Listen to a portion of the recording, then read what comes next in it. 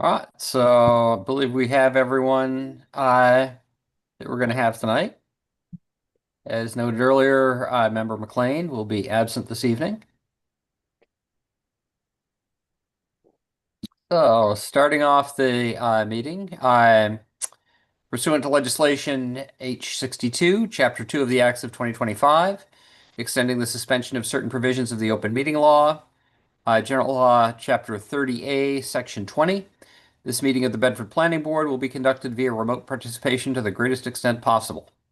No in-person attendance of members of the public will be permitted, but every effort will be made to ensure that the public can adequately access the proceedings in real time via technological means. In the event that we are unable to do so, despite best efforts, we will post on the town's website an audio or video recording, transcript, or other comprehensive record of proceedings as soon as possible after the meeting. And do we have Bedford TV? It doesn't look like Yeah. Bedford TV. Yeah, Okay. they're here. They're here? Okay. So this evening in the development session, we had scheduled a public hearing for the definitive subdivision plan at 145 Davis Road off of Jeffrey Circle. Um, we did receive notice of a request uh, to postpone. Um, in the business session, I'm just liaison updates from boards and committees and staff updates and minutes approval. So, first order of business, returning to the development session. Um, do we have a motion to continue the hearing to May 12th? So moved. Seconded. Second. But Not sure who won that. Give Steve that did. give it to Todd. Okay. So how do you vote? Dawn, Aye. Todd, Hi. Steve, Aye. and the chair votes aye. So public hearing is continued to May 12th. So with that, moving on to the business session. I did have some charts related to the tree preservation law, bylaw that I had noted in our previous meeting. Todd, did you also have some materials on the sidewalk clearing? I do. Yeah, if there's time, I would love to go through them just to get some feedback from you guys in terms of it's mainly just information and thoughts. But yeah. Okay.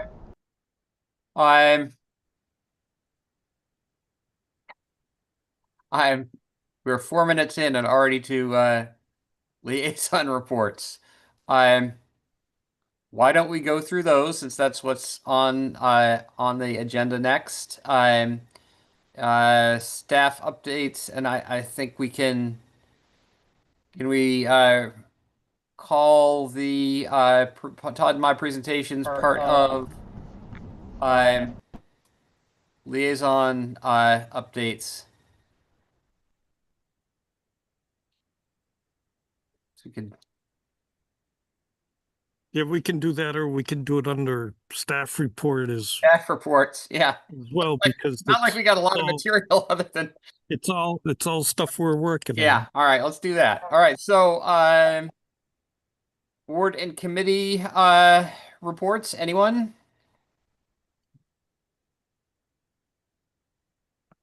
Well, if no one else, Depot Park is, if you go by there, you'll notice the building is totally gone. It's just exposed dirt right now. And we're hiring a architect or of some type, or the landscape or whatever, to come up with proposed what to do with it. There's simple ones, just make it grass, maybe put in some sidewalks or bike racks. But just to be efficient, and since we had some money, we're hiring somebody. Don't know what the next step will, that happens, when there'll be something to discuss. I'll get, who knows? get back to you. Nothing special on Conscom. Okay, very good. Anything? Not much to report. Actually, TAC and BAC meet next week. So, right? I think I think that's true. Yeah, it's joint meeting. So, looking forward to that. Did want to shout out, thank you all for all the material, Tony, in the Sync Vault. There's some interesting articles about housing and potential ways to fix the housing crisis in Massachusetts and or not. Just some good material there.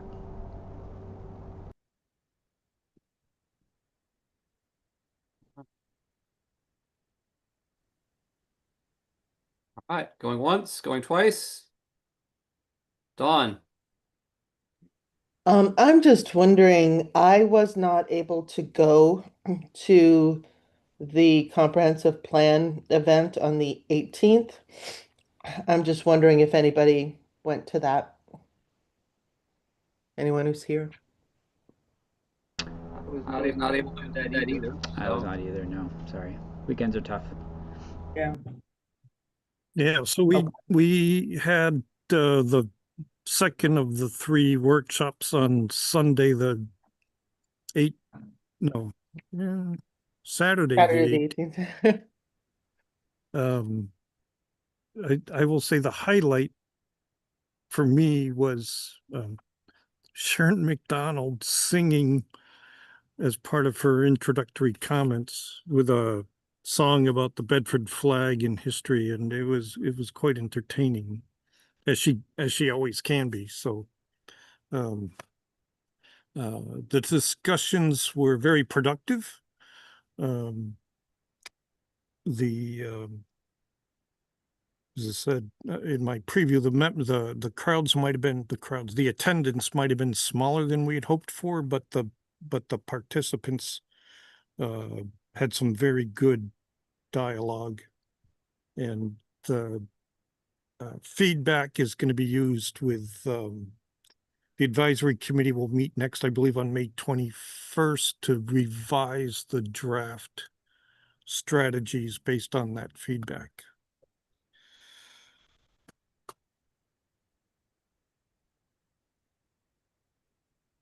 But yeah, overall, all six workshops I thought were highly productive. So Excellent.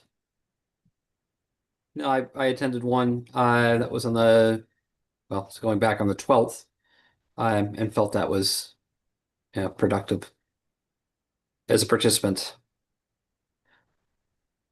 I neglected to mention there was a community preservation committee meeting a week ago. I was late joining, but there was a discussion of the multipurpose pavilion project, a bid result, and yeah, bids coming in a bit higher than anticipated, and I'm looking for a very small amount of money to cover the difference. I'm not enough that there was an intent to go back to town meeting. But there was just some logistics to work of that. Yeah, again, not enough to merit going back to town meeting, but needed to get everyone's buy-in that drawing on funds from other town sources would be acceptable. Um,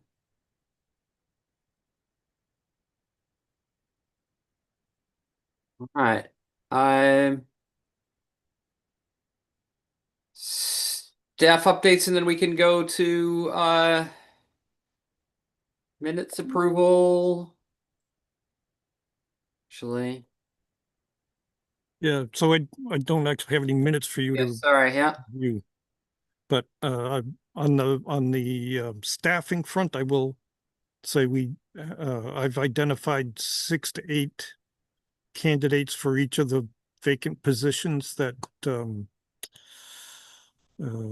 just also waiting for Eric to finish his his review of the applications because we've broadened the positions to help with the housing and economic development needs as well. So, and then, so hopefully we'll be working with our HR department to start those interviews in a week or so. Tony, is it going to address the energy portion at all?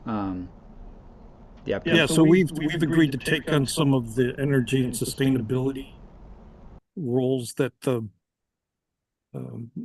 position was not able to, the original position description was so broad that one person couldn't do everything that was desired. So we believe there was enough capacity within our department working with our building inspectors across the hall that we could pick up a lot of the private, commercial, and residential goals from that to-do list. And then facilities will cover the energy and sustainability issues that the prior incumbent had been doing on the municipal projects, but he was so tied up in the municipal projects that we weren't really able to give any assistance to the residents. So we've figured out that we can do that. So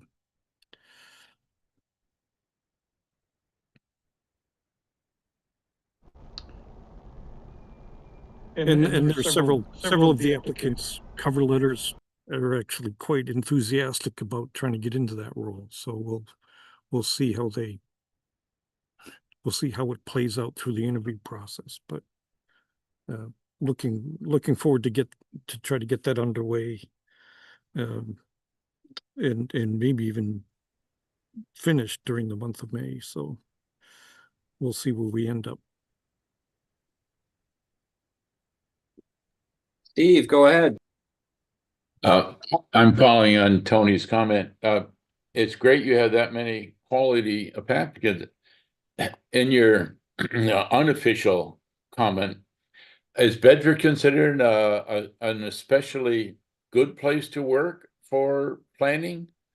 Or is it just because there's a situation of what's the current marketplace? Or is it because you're so famous that they all want to come here? It's somewhere in there, I know. Yeah. Yeah, maybe some combination of those things. Part of me says it's the market. Part of me I will also say that among the applicants for what's effectively the administrative position, but given its new title, I think some of the applicants didn't read the actual job description and assumed that position might be more, that it might have more status than they're anticipating. And then we have one or two applicants with PhDs who, near as I can tell, are fishing for job security, not necessarily for what it is we do. And but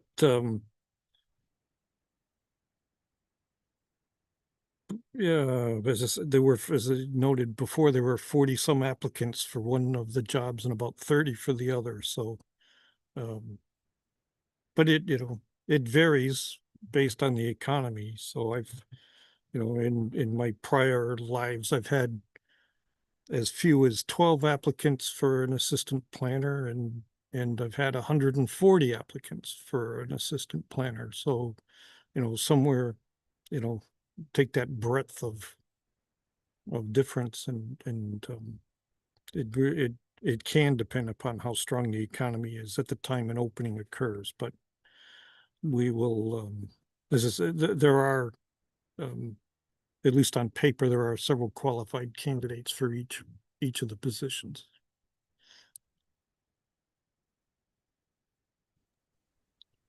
Todd, go ahead. Just a quick question for Tony: is there word on when Mr. Lasky is retiring?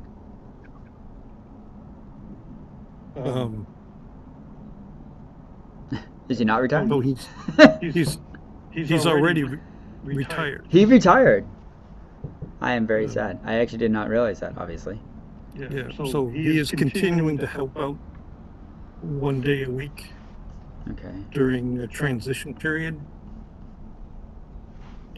But yeah, Catherine and Chris Lasky retired within a day of each other. Oh, was it kind of a joint get together at town hall? No, there were two separate Oh man. things. Yeah, I missed Mr. Lasky's. And for the benefit of those watching on YouTube at some point in the future, Chris Lasky is or was Bedford's building inspector. Yeah.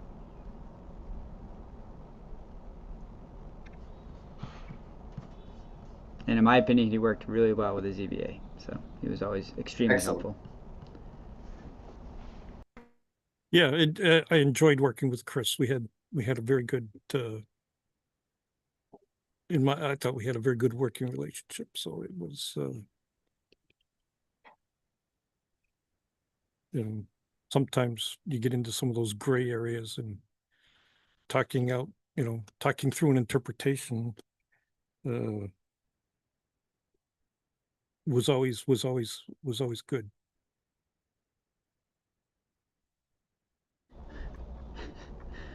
Which it seems like Massachusetts is trying to get rid of that gray areas, in my opinion. Well, we'll see. The state is slowly eroding our ability to control what happens. Well, some of us would say that it's an appropriate rebalancing of state and local authority. All right,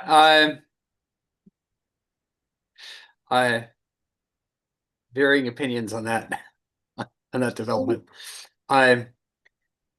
Let's see, Todd, would you like to share your materials? Shall I go first? I think we're definitely not short on time. Yeah, I don't mind. I can go first. Can I share? You can do it now. All right, excellent. Let's see here. The button here. Wow. And this is the one I want. Okay. All right, let's see. My screen's a bit small. I'll do my best I can. That's out of the way here. All right, hopefully that works. Is that working? All right, yeah, so I've just been collecting data, and this is not what I would present at the end, if ever presented, but because it's a lot of data. But this comes from, well, I don't remember. I can't remember if it's Massachusetts or Bedford's website, but I'm pretty sure it's Massachusetts' website. So, why is snow removal important for sidewalks? Timely clearing of sidewalks, accessible routes, safety, independence. Let me move this up here. There we go. That's better. And then if people do have mobility impairments, obviously snow can make significant obstacles, as well as ice as well. Blind, if people are blind, it's a whole nother challenge as well. And then if they are forced to go into the street, it's even worse. So the idea is to try and keep people on sidewalks. If it's not done in a timely manner, then you can have injuries. So kind of important to keep sidewalks clean in the winter. All right.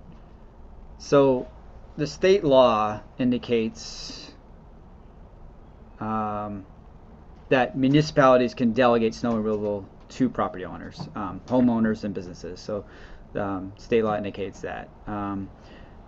Adopting the ordinance by bylaws requiring clearing sidewalk adjacent to property at a certain time frame. Okay, so yeah, this is all from Chapter 40, Section 21(3).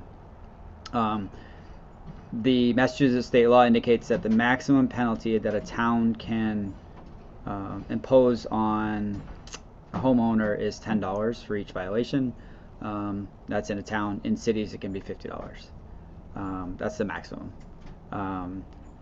And obviously, just a side note, municipalities are not responsible ever for clearing personal property, like, you know, cars, patios, stoops.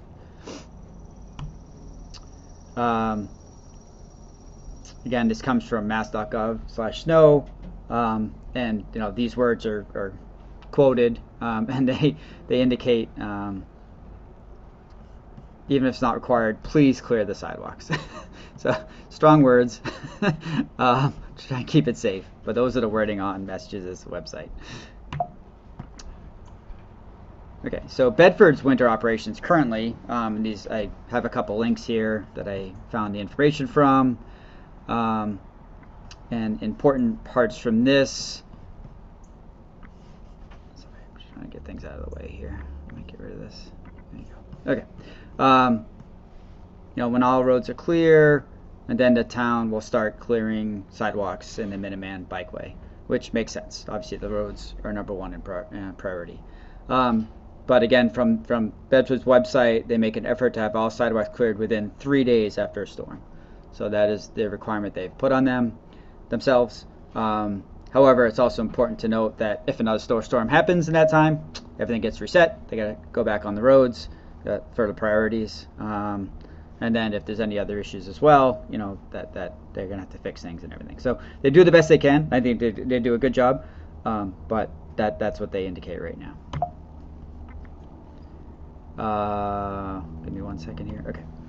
Yeah. So this is actually an updated map that Jeanette got me, which I just thought was very interesting. Is that we actually have, you know, a lot of miles of sidewalk, nearly 44 miles of town sidewalk, and that currently Bedford plows, you know, just over half, I guess. Yeah, 54%. So 23.6 miles. That is what they are. It indicate they do, but again, within 72 hours. So there's still, you know, just under half that aren't touched at all by Bedford. And especially with this winter, with how rough it was, I felt, especially near town center, especially like South Road, even Fletcher, it was rough. I don't think they were able to keep up with it completely due to the amount of snow. I've been trying to search through and find out what Massachusetts has, what towns and cities have bylaws about snow removal. These are the ones that I've quote unquote confirmed so far, and sort of their stipulations that they have in terms of within 24 hours, some are less than 24 hours, some are 10 hours, but that's kind of all the statutes they have. But you'll notice, I actually didn't look, I'm not familiar with Adams, but I believe these are all cities. I don't know if any are towns or not. Just get a feeling for there are a bunch of towns that have it, and I'm still searching through to see if there are more. And then I just mentioned, you know, there's an exemption. There are exemptions that certain towns like Watertown offers, seniors or residents with financial health constraints. And some cities have like 311 reporting systems for issues, you know, to report issues with sidewalks. It was really neat. Massachusetts used to have this sidewalk snow removal map. This was taken, I found it on the internet. It does not exist anymore from everything I can tell, which was really a bummer. So this is an old picture. I don't know if it's 2017. I can't remember. I'll get that to see if there was. I searched and searched and searched, and if anybody has information, it seems like there's a I apologize, I can't remember the name, but there's some sort of GIS website you can sign up for to get some information, but I couldn't, you can get a free account, but I couldn't search the Massachusetts stuff that I was looking for, couldn't find sidewalks on it. Don't know if there was anything, if there is anything that is still available. Like I said, this was, this was kind of captured somewhere on the internet. It was just a picture. It was not interactive. But it's kind of fascinating to see, most of the red is no. there's a bunch of blue yeses. I don't think this is very current, so I don't know what, what is current or not. I'm gonna kind of keep trying to investigate that and see if I can get more information on this. Because obviously there's a lot of blue, which is yes, which indicate there was a decent amount, more than just cities that had this. Okay, so I kind of went through this a little bit before. Can take up. Okay, so the Bedford DPW, they indicate they can take up to 3 days to do the clear sidewalks, and I think it makes sense. Not trying to increase the number of DPW employees or anything. In my opinion, Massachusetts' current winter 72 hours can be too long with warm cold cycles, so freezing and thawing, and then freezing again. So in my opinion, it's much better if it's removed within 24 hours, and especially near the schools.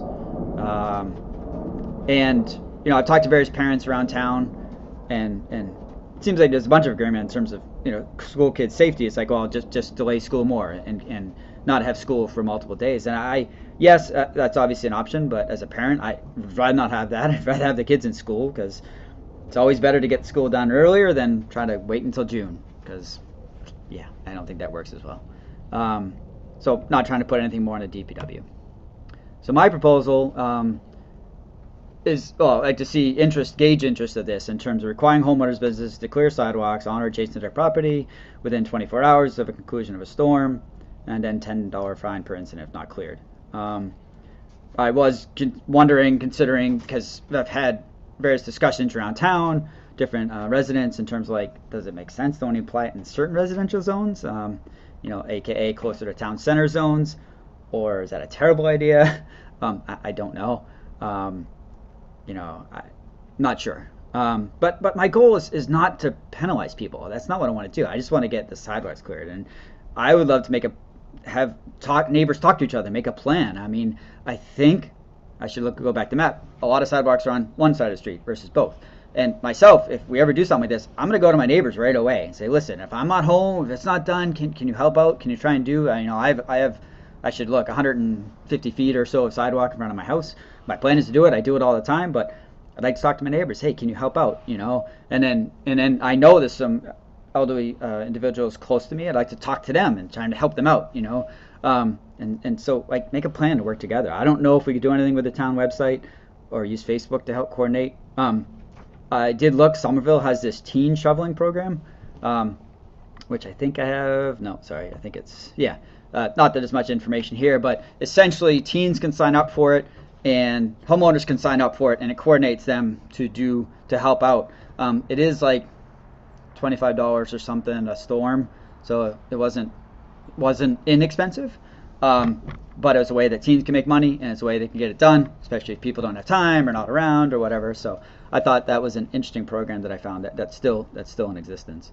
But just going back to the residential, I don't know if it makes sense, to do like Res B and C, or is that a terrible idea? I don't know.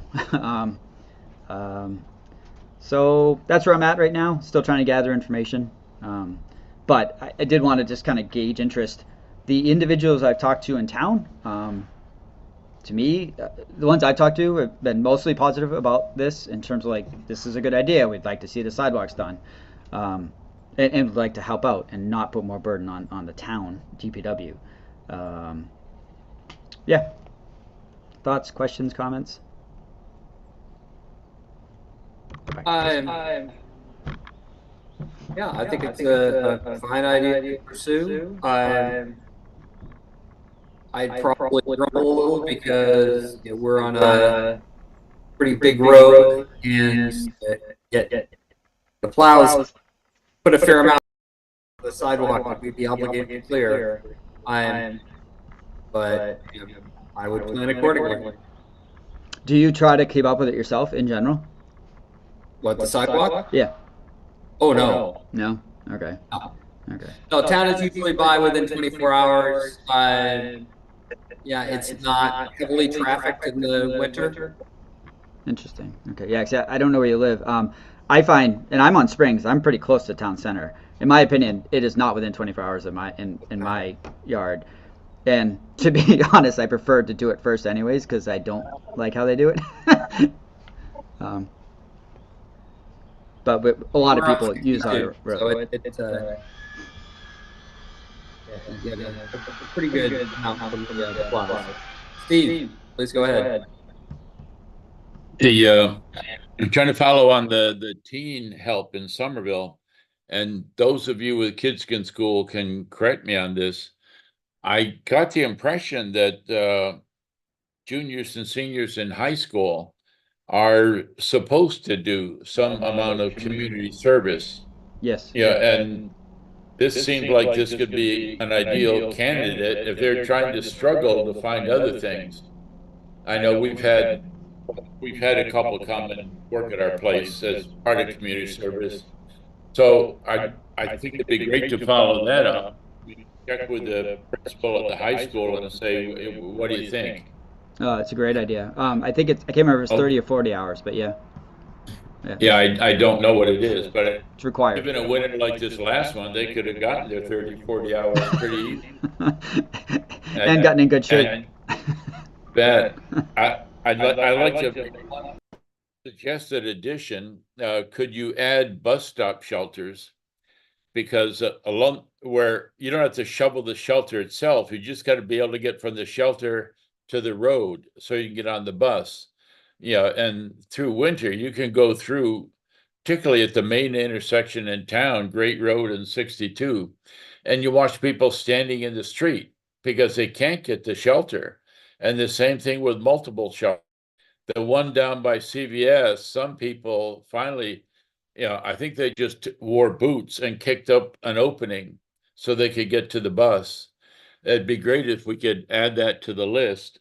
And whether that could also be teens, adopt your own bus stop shelter and get credit, or DPW. But your list of people that need this, and again, these are people that work in town but don't live in this town, or live here but work elsewhere, as well as handicapped people, let's just say of lesser means and don't own a car. So if possible, if you could weave in bus stop shelters, I think it'd be a good addition. We finally got the town to agree to put up, I think, 3 new shelters. So this part comes with it. Thank you. No, thank you. That's a very good idea. I was trying to look. I could look through the flyer. I don't know if they actually explicitly mentioned bus shelters, which is kind of fascinating. Sorry, I'm just looking to see if there is. Yeah, I thought I had a flyer thing. But anyways, I'll look into that. Thanks. Any other thoughts or? No, I definitely feel it's worth continuing. Cool. Thanks, guys. Yeah, if we didn't say it, good work. Thank you. So, would this be a general bylaw? I believe so. Yes, Tony. Yeah, this would not be a zoning bylaw. This would be general bylaws. Thank you. All right, so with that, I will share my pre-protection charts.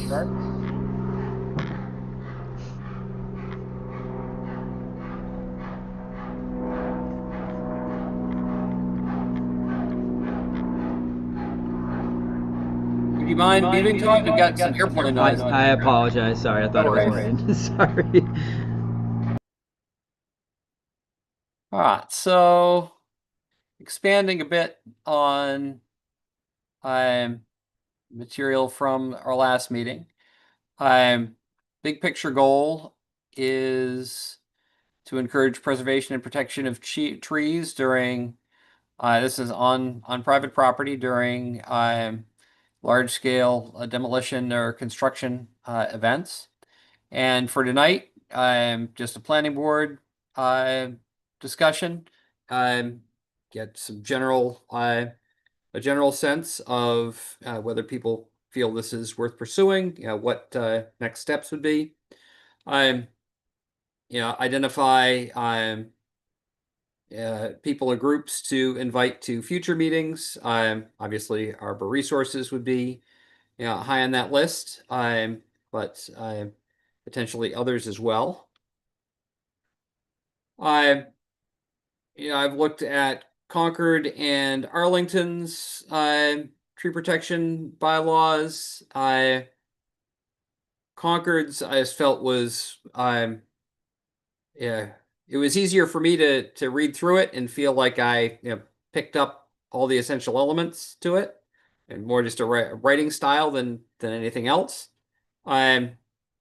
So links to the bylaw, and then they have a frequently asked questions PDF, which I found useful. Basically, it's about protecting trees above a certain diameter within a lot's setback area. So they would designate areas of a lot where trees would be protected and require some form of mitigation if trees were removed within a year of a renovation or construction project. So from their frequently asked questions, can I still cut down trees if on my property? Yes, you can. The criteria for the preservation bylaw coming into effect is the size of the structure being demolished. So yeah, I'm substantially larger than, for example, a shed. Construction of a building on a vacant lot, or adding significantly, and Concord, they chose increase of the floor area of 50%. And those would all trigger the bylaw protections. And important to note that if there is no, if you cut down a tree and then there's no demolition or major construction within a year, bylaw does not apply. Shorter period than that, and then it's considered associated with that construction event. So again, drawing on some material from their frequently asked questions page. Yeah, they identify, and thought this is a useful sketch. They identify the setback areas on the lot, and then give a couple of examples. If tree is not within the setback area, then it is not a protected tree, and if it is within the setback area, then it is. It also has to be over 6 inches in diameter at chest height. So if there is a tree that a property owner is considering removing, and doing so in association with construction project, then their options are to do nothing to preserve it, that is, to replant, and pay into a mitigation fund, or just straight up pay into that mitigation fund. Sorry. Yes, go ahead. I just don't understand the replant and pay versus replant. Right, so that's I'm getting to that here. Okay, sorry. No, that's great segue. So with a preserve approach, you simply modify your project so that you don't cut down the protected tree. The replant option, count up the the diameters of the total diameter of the trees to be removed. And then they have a replant ratio, 1/2 inch replacement for each inch removed. So here they gave an example. 3 replacement trees, 3-inch diameter, so 9 inches replaced, and the 1/2 inch replacement per 1 inch removed. So take that 9 inches, multiply it by 2, you come up with 18, which matches the amount removed. So in this case, there is no need to do further mitigation, replant or to pay into the mitigation fund. So the other another option was to do the replant and pay. So imagine taking out an 18-inch diameter tree, and if they planted one 4-inch caliper diameter tree to replace, then you'd need another 10 inches of diameter in order to meet the requirements of the protection bylaw. Here they had Concord has established a $375 per inch mitigation fee. So they were short in this example by 10 inches diameter. So the property owner would have to pay into the fund $3,750. And then the last option, simply cut a check, pay cash, gold bullion, what have you. 18 inches cut, $375 per inch, and you're at $6,750 into the mitigation fund. So as a thought, do we like this approach? Concord chose particulars. Do we like the particulars that that Concord picked? I would like to get Bark's opinion on this. See what they think, but would like us to put a little thought into before we involve Bark in the discussion. Chris, Hi. in the Oh. replant, they included trees that have the 3 inches instead of limiting it to 6 inches and over. Is that right? Yeah, and actually, replanting larger trees are very expensive, and also they don't take as well. 3 inches is really kind of a sweet spot in terms of maturity and getting the root system to establish in a relatively short period of time. Okay. Once upon a time, I was a member of Bark, so I have paid attention to this for a little while. Let's see, Todd, then Steve. Yeah, I mean, kind of anecdotally, but we redid our complete yard and we planted some trees as well, and that sweet spot was around 3 inches to make sure that they would stay and to thrive and not be too large. The only thing I was curious, well, one thing I was curious about was,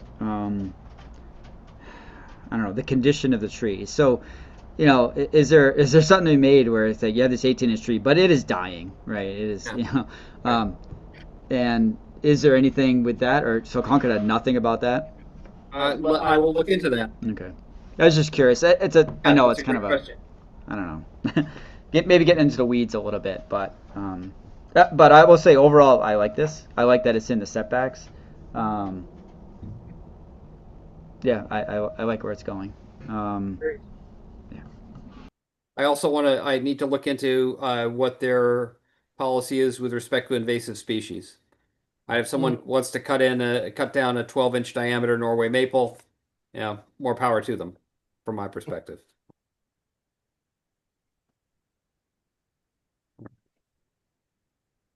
Sorry, Steve, please go ahead. I'm on the nay side. I'm opposed to any fees on cutting down trees. I think that someone tried to get this through town meeting, and then the North Road work that was done up on that Y would have cost the town about $4,000 in tree removal. So you're taxing yourself and making the town pay it because it's on public land. Yeah, I don't. In general, a little context, because I've been on Conscom for like forever, I don't know, 15, 20 years, we deal with trees, at least every other meeting. And these are trees that should get cut, but because they're in either in a wetland or where, it depends on what people are on the commission, which then also for whatever you come up with, who's making these decisions? You get a couple people that are, I don't want it to be a sound as it, but if they're tree huggers, and they say, well, no, leave those trees up. We don't care. Insects like them. And the owner's saying, I got little kids, it's going to fall on my kids. And we've had to craft a dangerous tree thing, but how you interpret dangerous tree depends on who's on the commission. Mhm. And there's people that, let's just say, have had to leave trees. And then I would get a private call and they say, Steve, what am I going to do? And I says, you do it on a Saturday and you don't tell anybody and they're gone. And then your family's safe and you hope nobody rats you out to the commission. But, and that's the problem. It used to be handled quite maturely at Conscom, not lately. And that's why I'm opposed to this policy. I guess writ large, I'm opposed. For me, this is a solution looking for a problem. The town has about 20% of its landmass in conservation areas, which means all those trees are protected. You know, on my own land, I've got multiple thousands of trees. What are you talking about here as far as in the next 5 years? Would you be protecting 20 trees, 25 trees? It's not relevant. I know people, you could do the calculations on what's a tree do for carbon dioxide, this and that. I've been through all the calculations more than once. And in my opinion, this is adding a regulation and a bylaw that town does not need. It is not going to help protect any sufficient numbers of trees to make it more than a minuscule amount of difference. The town has tens of thousands, if not more than that, trees because of the amount of conservation we have. And third, as planning board, we're supposedly, and the state is trying to push more housing. Making anything more difficult is not something we need. And I don't think the benefits of whatever trees you're going to save are worth it, in particular if there's a fine. So yes, I'm opposed to this. You could assume I'm going to speak against it at town meeting. And I let's just say I've dealt with Park. I know you were on it. They're well intended. I watched select board have to chew out bark publicly. And I'm saying, like, come on, guys. Then what in the heck did they do? And I found out what was done. So anyways, I think we shouldn't, we don't have a problem here that's measurable. You don't try to solve something that you can't even measure. It's such a tiny thing. That's why I'm opposed to this, not care what the other towns are doing, and absolutely opposed to any fines because they'll end up hitting the town costs. That's my long speech, and I'll be quiet now for at least 30 seconds. And just to clarify, this is not applying to town property. This would be on residential lots. Well, yeah, but that's who comes before Conscom. The town handles. Also, and Steve, let me finish, please. Yeah, okay. So, and also to be clear, this is only associated with construction projects. This would not affect tree cutting, independent of construction. This is points of clarification. Dawn, please go ahead. Well, addressing some points similar to Steve's, I would want to know what kind of an impact this would be expected to have. You know, what is the problem, and how much would this proposal address the problem? I think in looking at tree clearing, because, you know, previously most of the discussion townwide has been on the public shade trees front. And then we look, and then a lot of the tree removal is, you know, clear cutting stuff. So the public shade trees aren't going to change that at all. I'm intrigued by this proposal in terms of the setbacks, but I guess I would just still want a little something both a little bit more analytical about these are how many, go in a year. This is how many would be protected by this policy, making a difference of what have you. And I was also wondering if Concord, I think is the example, whether they offered any rationale for the numbers they came up with, how they Fair question. determined what's an appropriate fee and what's an appropriate size and all that. I'd be curious to know if there's any documentation on that. So in terms of quantification, what where are you at with what would it take to convince you that it's worthwhile?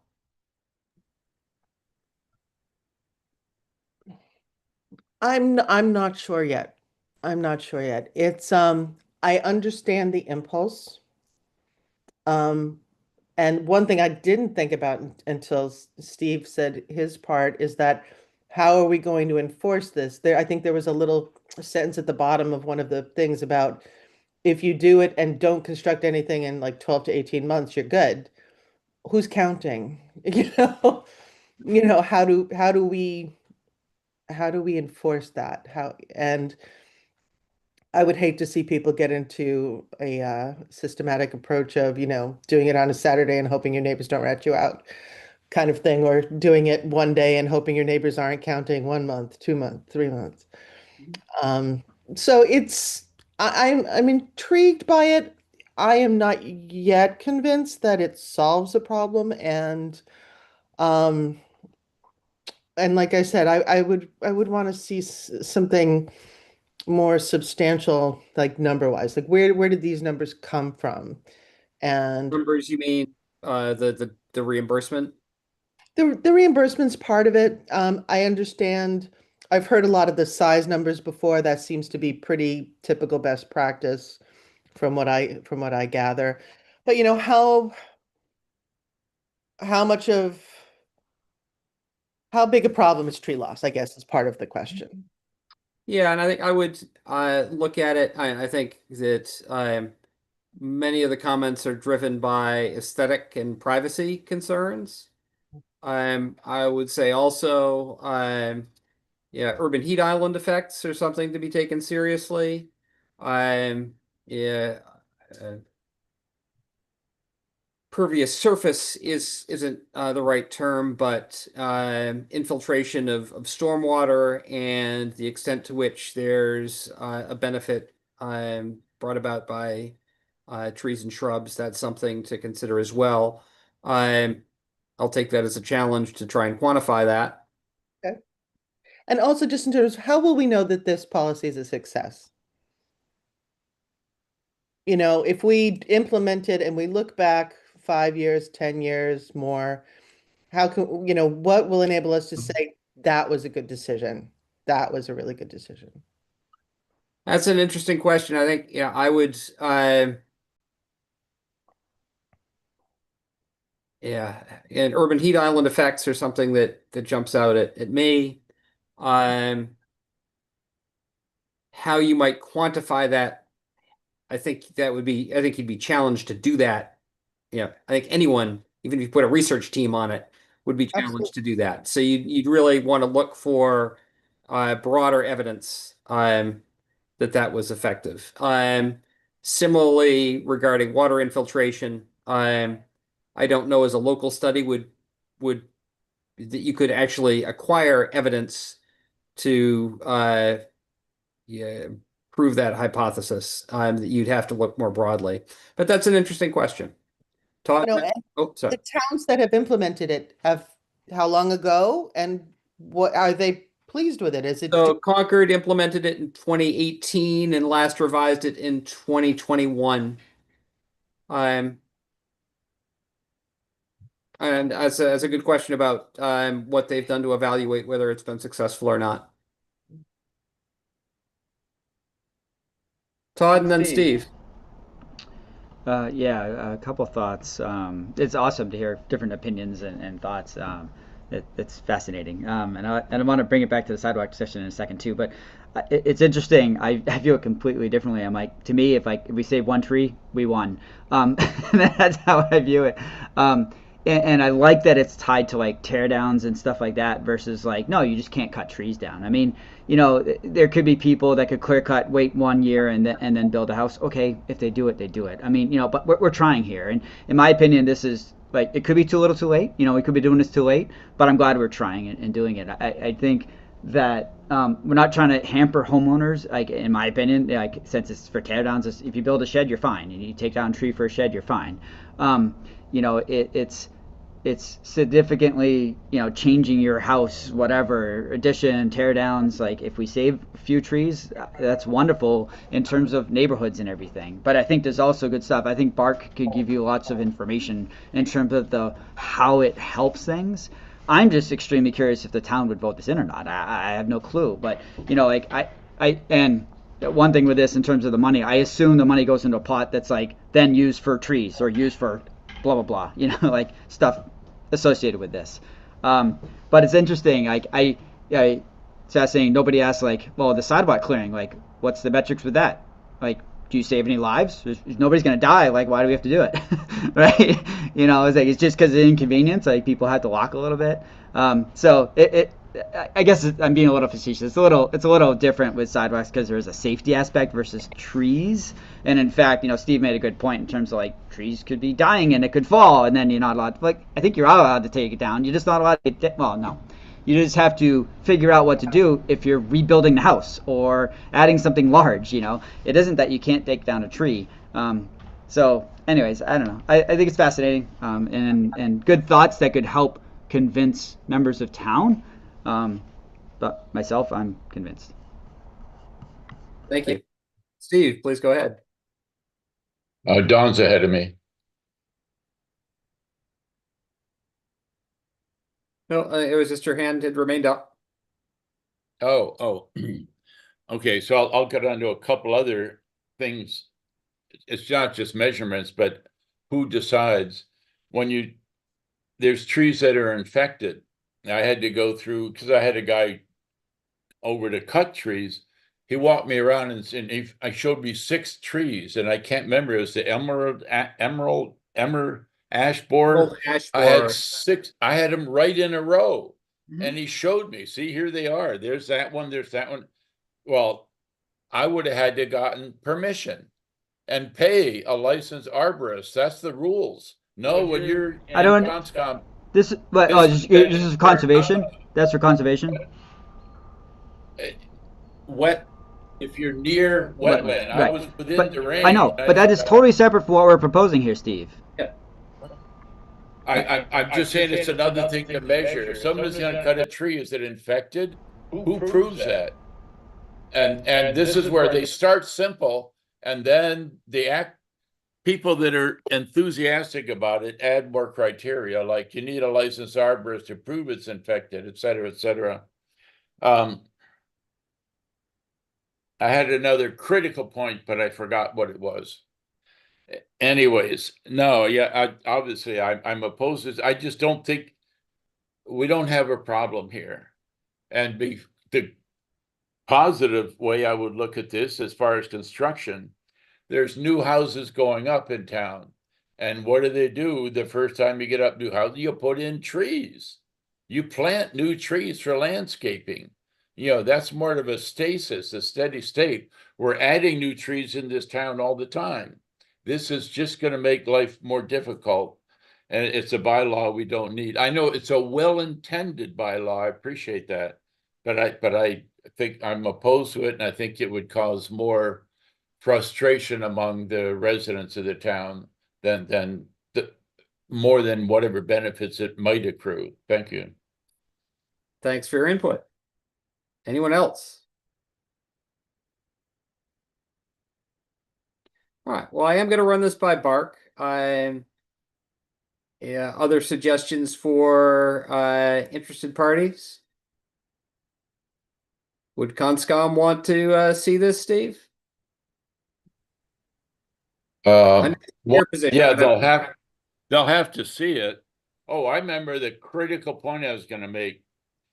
Given the wetlands in this town, if you're within a floodplain, all your trees are dangerous trees. Leave them up if you like them, but you should have the right to cut them down because, you know, the roots aren't stable. And when we do get it, I had a flood, one place I lived in this town, there was 4 feet of water in my backyard for a month. Okay. How would that have done with those 100-foot pine trees? Yeah, they'd have blown over and it'd been the end of my house. That's why it's like, how do you get to finding a tree that should, anyways, I'm repeating myself. So I'll work on clarifying what would be, or what Concord allows and what allows without any effect of the bylaw, and what is affected, because clearly that's not obvious to all who are listening in. Dawn, please go ahead. I would like to hear from some towns that have put in policies that, you know, the longer standing, the better. And, you know, whether they've had to modify them or whether they're pleased with the results, whether they think it's done, you know, had any effect. No, that's a great question.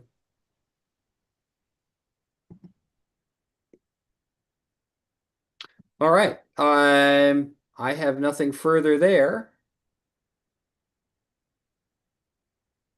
Closing thoughts, comments? Otherwise, I think we are in danger of adjourning. Oh, no. Didn't quite keep it under an hour. All right, I'll apologize for talking too long. Don't think it was you, Steve. Move to adjourn.